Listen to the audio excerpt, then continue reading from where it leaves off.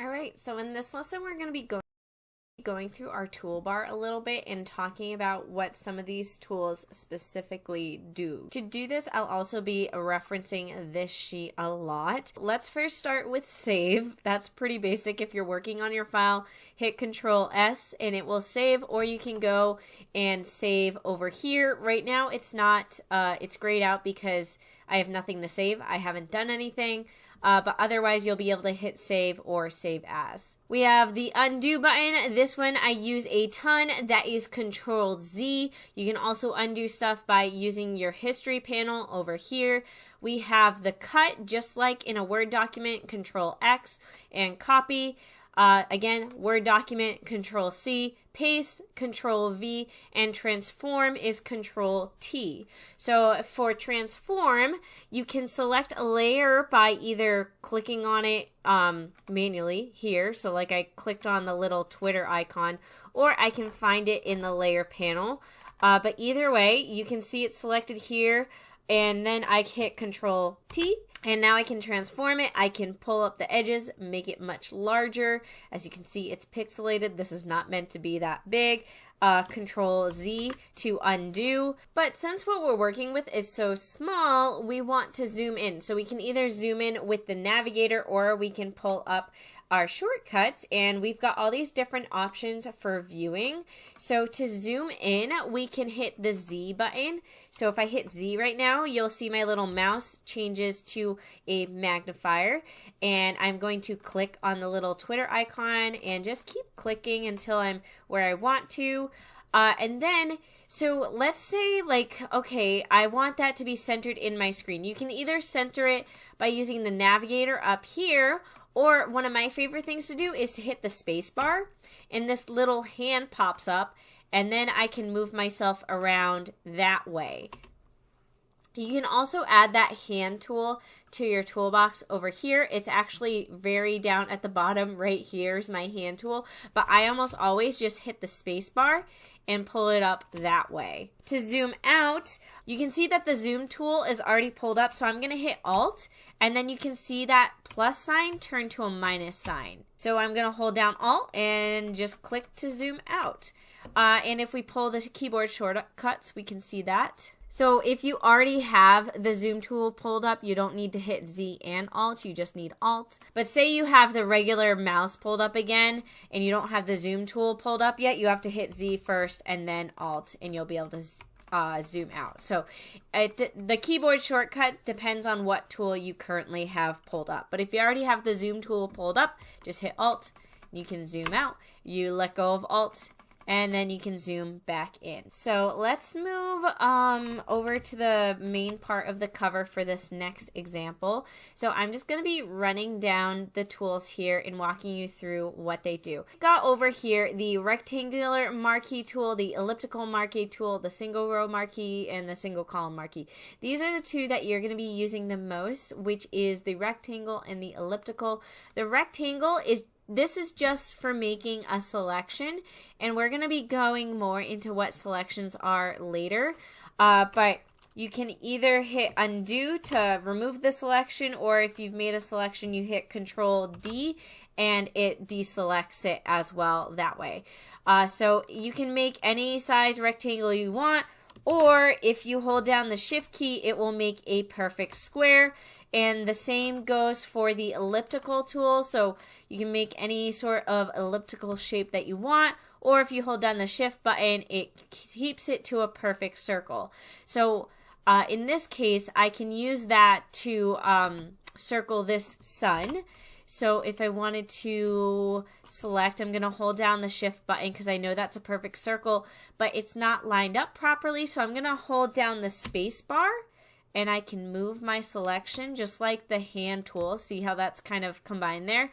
So now we have that sun perfectly selected. So that's just a selection tool. We'll go more into selection tools later on, but again, I just wanted to go over some of the tools quickly here. Lasso tool, that's another selection tool. We can just literally draw whatever we want. And then we have the polygonal lasso tool. That gives us straight lines that we create to make a selection.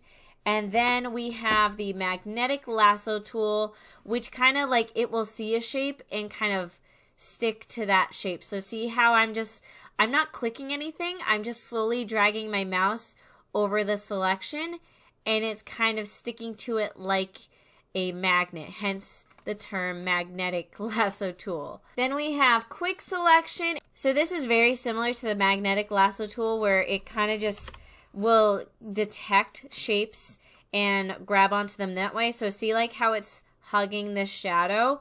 So it's not a perfect tool, but sometimes it's good to get like a basic selection. Then we have the magic wand selection tool that usually chooses things based off of color. So if I click here, it chooses things based off of this super white color. Then we have the crop tool. So this just allows us to crop our canvas. We have the spot healing brush and the patch tool. I'm not going to go into that right now. I'll go into that later. The eyedropper tool is for finding colors. So say I wanted to make something the same color as my sweater here. I use the eyedropper tool and I click it and we can see that color pop up here. And that's that color, or I can get my skin tone, my eye color, the color of the book. That's just all the eyedropper tool is selecting these different colors. We have our brushes. So there's a lot that goes on with the Photoshop brushes. I'll be talking more about that later. We have the eraser tool, which is just for erasing things. The gradient tool, we can create fun gradients. So you can see I kind of have like a little bit of a crosshair. I'm going to create a new layer and then just drag and you can see the gradient is created there, or if I wanted it to go in the other direction. So that's what the gradient tool does. We have the type tool and we can type regular horizontally or vertically. We have the pen tool, which we'll talk about later. We have the rotate tool, which you guys saw me use quickly, which is just for rotating your canvas. This is really good if you're doing illustrations and you kind of need to get things at a different angle. This is the direct selection tool. We'll talk about this later. It has a lot to do with the pen tool. We have dodge, burn, and sponge. That's just for doing different effects to photos. So if I wanted to show you, what do we got? We got the dodge tool first, and it kind of lightens things up. So if I wanted to look like a vampire, I could just go to town with the dodge tool. And then we have the burn tool, which is kind of the opposite of the dodge tool. It makes things darker again. And then we have the sponge tool, which I'll be honest, I don't really know how to describe what the sponge tool does, but just play around with it. And we have our next selection of tools, which is the blur tool, which does exactly that. I'm going to make it bigger first. And it just blurs things. And the more you use it, the blurrier things will get. We have the sharpen tool, which sharpens things, but you can't use the blur tool and then use the sharpen tool. Like, things just don't work that way. As you can see, it just does not look good. The sharpen tool should be used very little and lightly. And then last but not least, we have the smudge tool, which if we make it bigger, and then we can drag things and really mess them up. Then we have the shape tools for making lines and rectangles, ellipses, polygons, but that is what it sounds like. You can make shapes, and there's our shape right there, and we can do the same with all this other stuff. The hand tool, you already saw me use, is just for moving your canvas around, and the zoom tool.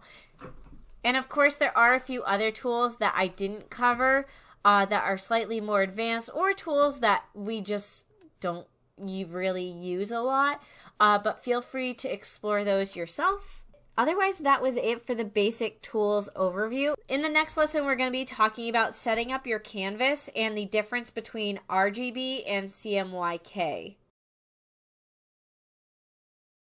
Let's talk about setting up a canvas or, your project when you first open Photoshop, because obviously when you guys are first starting out, you're not going to have, things already open. You're going to need to, go to File, New, and work from there. But I want to explain what color modes are so we can see a few different options. The big ones we're talking about today are CMYK and RGB. So I have two different examples right here in front of you. So KMYK is the printing colors. So they're the 4 ink colors that we have to print things out. And I could go into more detail, but all you need to know is KMYK is the color values for printing something, whereas RGB is the color values for having something display on a monitor, so anything digital. So in this case, we have a paperback wrap, which is in KMYK, and we can check that by going to image mode, which is color mode, and we can see KMYK is checked off. And this is the most important thing when you're creating your paperback, because while basically the colors for the internet, you know, if you're creating something that's just digital, like this thumbnail is just a YouTube thumbnail. So if we go to color mode, we can see RGB is selected. The color options here is endless, whereas the color options for print is not endless. And the best way to show you an example of what I mean is to create a new layer. I'm going to put it at the top so it doesn't disturb anything else. And I'm going to pull up my color panel here by double clicking. I know that there are some blue color values that aren't printable, and I can show you proof of that by clicking over here, and you see this little exclamation point come up. And that's just Photoshop telling you like, hey, you can do this color, but it's not going to print out the same. So see how blue this is right here? And then we have the little exclamation point, and then there's a tiny little box. In that tiny little box, this is Photoshop displaying how it will actually look when it's printed. And then I just clicked it, and it brought me to it so I can see it bigger. This is how it will actually print. So even if I select this color blue, it will print this color blue. So that's just something to be mindful of. So when you're designing a cover, just kind of like click around and see how this entire spectrum of blue is not printable. So it's just something to be mindful of when you're designing and when you're in your color modes, because it would also be disappointing if you designed all of this in RGB and then you go to export it and you're like, oh, it's in the wrong color mode, and then you have to convert the color modes, which is a pain. And then you realize like, oh, all these colors I selected are too vibrant and they won't print that way. So it's just something to be aware of. And then with RGB, you know, it doesn't really matter because you have way more options of colors. And the other color mode that you might use is grayscale. So like if you're designing something for the interior of your book that's going to be in black and white, you're going to want to select grayscale. I'm just going to show you what it looks like to convert things. And that's this image, but in the grayscale mode now instead. So I'm gonna just go to File, New, and this is what it's gonna look like when you're creating a Photoshop file. We have some defaults here. You can see one of the sizes I use the most because I do book cover design is 5.5 by 8.5 at 300 resolution with the color mode CMYK. Photoshop likes to have this as my default just because it's something that I use a lot. But if you go over to these tabs over here, you can see that we have some sizes for photos. So you can create a photo-sized canvas in Photoshop or print. So we have like your standard letter size, standard legal, tabloid, A4, or you can customize it completely yourself. You can do things in inches, in pixels, in centimeters, millimeters, points, picas, all of that is completely customizable. The next thing I want to talk about is resolution. So typically if you're making something for the web, so if I was doing a thumbnail right now, I would make my resolution 72. That's your typical resolution for a screen, whereas your resolution for print should be 300. And I don't know if someday these recommendations will change, but right now that is the recommendation. And sometimes if you're designing something for a specific place, they might have a very specific resolution that they like, but usually 300 for print, 72 for digital is what you need to know. Another thing that I'll go over right now is customizing your preferences, and you do that by going to Edit, Preferences, which is all the way at the bottom, and you can either click through the preferences here, but I always tend to go to General, and then you can see all your options here. One thing I tend to mess around with a lot is units and rulers. Most of the time I work in inches and points, but sometimes I'll also change it to millimeters. Like I had a client who had all their measurements for their book cover in millimeters, so I changed it to millimeters. Or if you want to change it to pixels, centimeters, points, all of that is here in the preferences, and there's a lot of other things you can customize in preferences as well.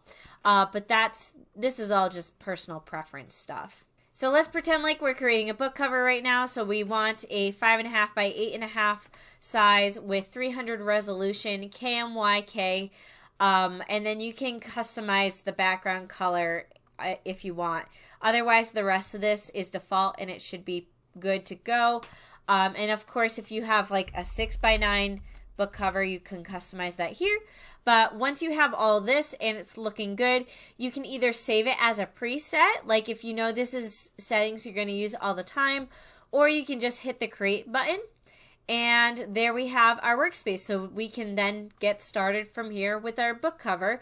Or marketing material, you can do the same way. But that is the basics of creating your canvas to get started in Photoshop. So in this lesson, I want to talk about doing some basic editing to a photo in terms of like cropping, changing canvas size, and doing some adjusting to the colors. So this is all very basic stuff that you may want to do to photos, hence why I have a photo opened up in front of you guys. This is from my trip to Iceland, and I thought it would just be a good way to show off some things. So the first thing I want to do is show you guys the crop option. So let's go to our crop tool, which is over here. We can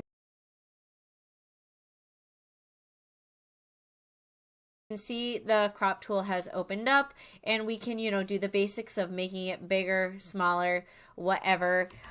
If your crop tool is kind of stuck at a rigid size like this, sometimes you just have to hit the clear button up here and it allows you to kind of do whatever you want. But if your crop tool is doing what mine is doing right now, where I can do literally whatever size I wanted to, and you wanted it to be one size, just hold down that shift key and it'll keep it to the current canvas size. So that is, the crop tool. We can crop these people out if we really wanted to get rid of them. And we can also straighten, and as you can see, there's like these little two arrows, and we can rotate things. So what I like to do when I'm editing photos, especially, landscape photos, is lining up lines with the horizon. So you can see those lines that I'm just trying to make it line up with the horizon nicely. It's not too bad for this photo, obviously, but that is just, making this as perfect as we want. And then once we're at a point where we like it, we just either hit enter, or you can hit the little checkbox up here and that locks it in. Let's talk about the canvas size next. So I'm going to go to image and canvas size. So we can see this is what our canvas size is right now. But let's say I wanted to print this as a 5x5 photo. So the way I'm going to do that is I'm just going to go in here and edit it to be 5x5. And I'm going to hit it to crop it from the center. Because sometimes you can, say you really like this side of the photo, so you want it to crop from this side so it cuts out this stuff.